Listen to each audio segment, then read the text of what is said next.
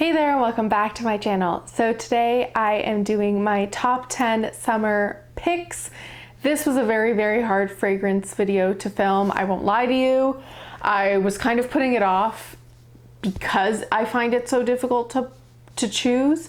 And so I don't know. I mean, like I could do a part 2, or you guys could just take this with a grain of salt that there's probably double the amount of fragrances at least that I wanted to have in this video, but I thought maybe a top 10 would be most helpful, and I can do a part 2 if you guys are interested. So we're just gonna get right into it. If you haven't subscribed already, don't forget to subscribe, and let's get into my summer picks. So I love spring, summer fragrances, but especially summer fragrances.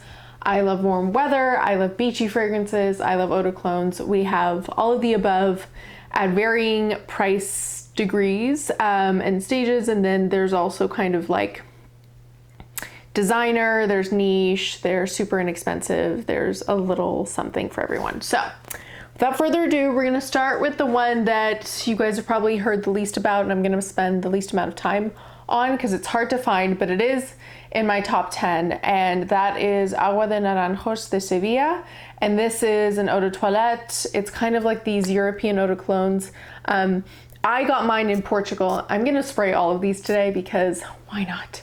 I got mine in Portugal, but I believe it's a Spanish brand, obviously, because it's Sevilla. I love this. It's very bitter orange. It's very fresh. It cuts through heat like no other. I love the color of the juice, and it's not the color of the bottle. It is actually the color of the juice. It's green. It's green in the sense that it kind of also smells like orange tree leaves.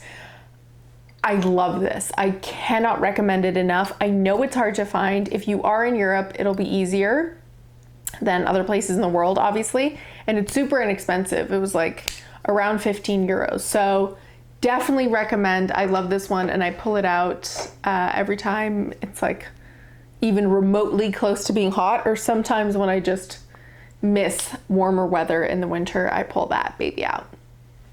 Then we're gonna go into some Acqua di Colonia fragrances or some 4711s also. I struggled because I wanted to pick so many of them, but I settled on 2. So the first one I would say that I have been wearing a lot actually, and I put a dent in it, which you might not be able to see, but I promise I have, is Lime and Nutmeg. I love this one. It is, again, really great at cutting through heat.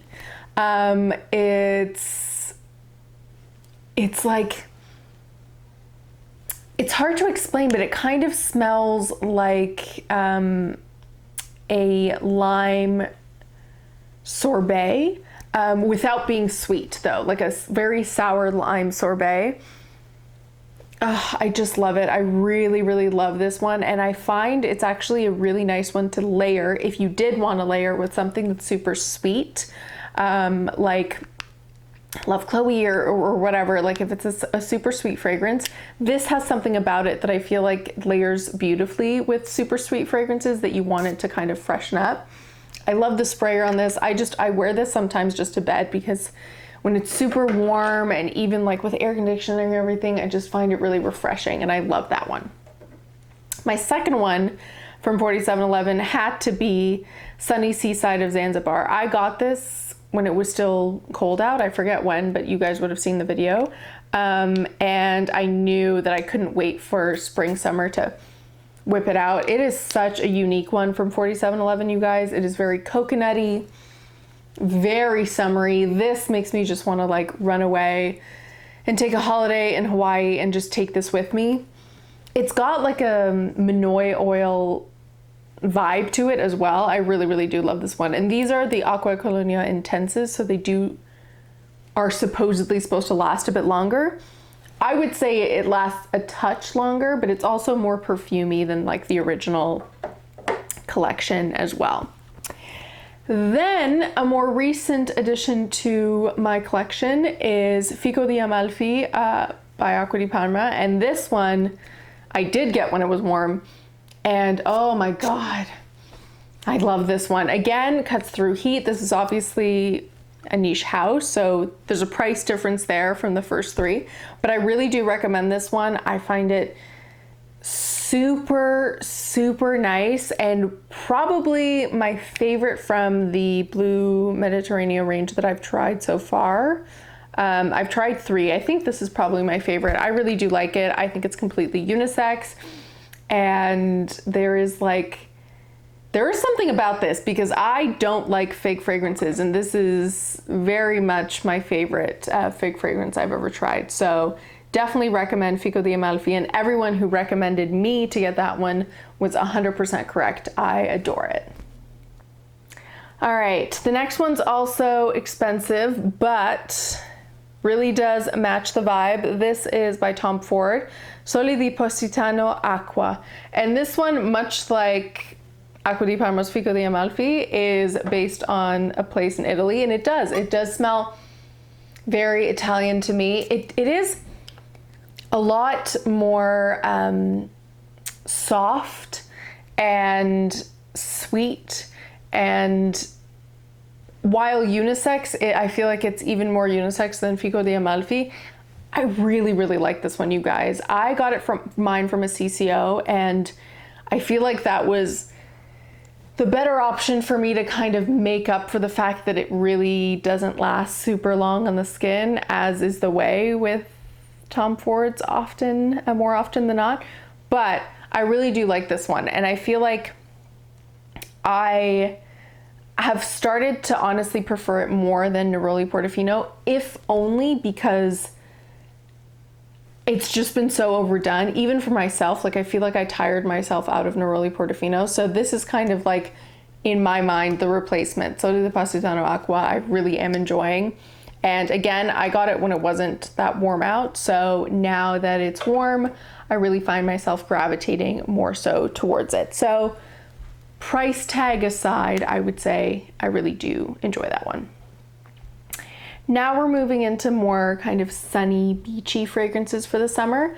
I had to go back to my old faithful. I bring her out again every spring, summer, and this is Brazilian Crush. It's actually a fragrance mist, but my goodness, does it last very long.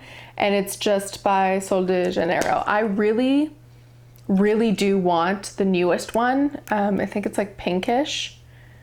I think it smells great, but this is an OG. I'm not going to spray it because it really does overpower everything.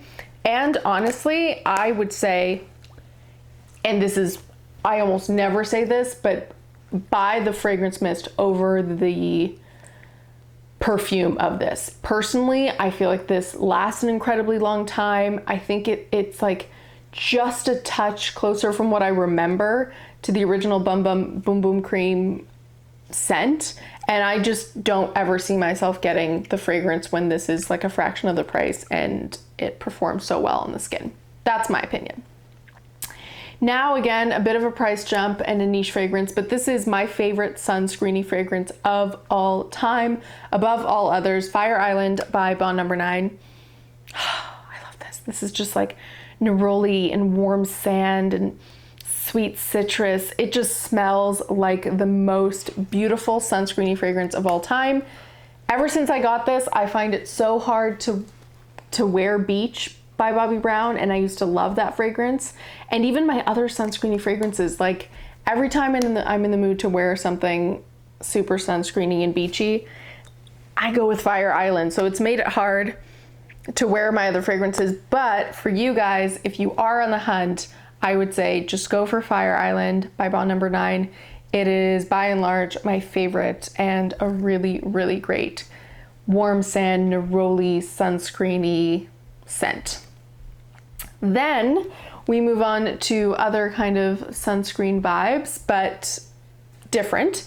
And that's Sun de Gioia by Giorgio Armani. Again, I bought this off season, so I've really been gravitating more so towards it. This has a sunscreeny vibe to it, don't get me wrong, but it's not full on into copper tone village the way Fire Island is. It's a little bit sweeter and a little bit more floral. Again, I feel like my skin has just been eating this up lately since I've gotten a little bit more tan, which is unfortunate, but it really is nice. And I've tried, I think I've shown you guys on camera if I haven't already, I tried a sample of Terra de Gioia by Giorgio Armani. That one's really good for summer as well. But Sun de Gioia will always have a special place in my heart. So definitely do recommend that one for summer as well. All right, now my 9th pick had to be Terracotta by Guerlain. Now this one I know is harder to find for some folks, and I will say it's actually the strongest. Fire Island's pretty strong too, but this is like one of the strongest, if not the strongest, of my top 10. This is not that kind of light, like eau de cologne type fragrance you wear in the summer. It actually is quite strong. It's got a very strong like ylang ylang jasmine vibe to it, and that can turn off some people, especially in the heat. But I would say as long as you're not somewhere that's very, very humid, or that it's not a super humid day, this is a great summer pick. This is for a little bit more of like a dry heat, because I feel like the strong florals and the warmth of this fragrance might be a little bit too much and cloying in humidity. But it's undeniable how beautiful this fragrance is, and it really does make me feel like it's beautiful summer vibes, just golden tan skin, like pristine aquamarine waters. Like it's a beauty, but it is strong. So I wanted to give you guys a heads up. Depending on your climate or the kind of weather, I would stray away from that one when it's super humid and go towards something more like lime and nutmeg that's just going to cut through heat and is going to stay fresh on the skin. And then finally, last but certainly not least, because honestly it's one of my favorites and it's surprising every time, even to me, Wanderlust Sublime by Michael Kors is such... I have to wear this one. I have to just drown myself in it.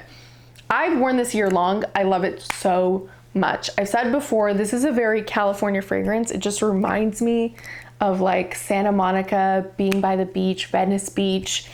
It's beachy, but it's not sunscreeny. It's got kind of a brightness to it, but it's also really, I don't know, it's just really feminine, and it's not too citrusy and like sour or tart or anything.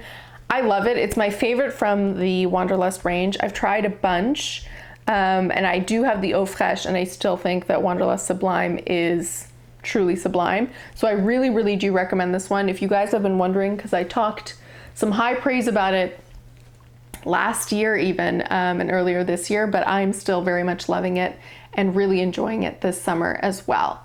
So yeah, I hope you guys enjoyed this video. I would say if you really just had to pick 2 fragrances above all of these, I would go with Lime and Nutmeg as an inexpensive eau de cologne, because you don't need to spend that much for a light eau de cologne. And then if you're gonna get just one, depending on your vibe, if you like more of a sunscreeny beachy fragrance, Fire Island, and not a sunscreeny beachy fragrance, the Wanderlust Sublime. But those are just some top 3s to help you guys. I would love to hear of your favorite summer fragrances, because like I said, I adore summer fragrances, beachy fragrances, coconut, all of that jazz. So leave them in the comments below. Don't forget to like this video, subscribe, follow me on Instagram, and I'll see you next time. Bye.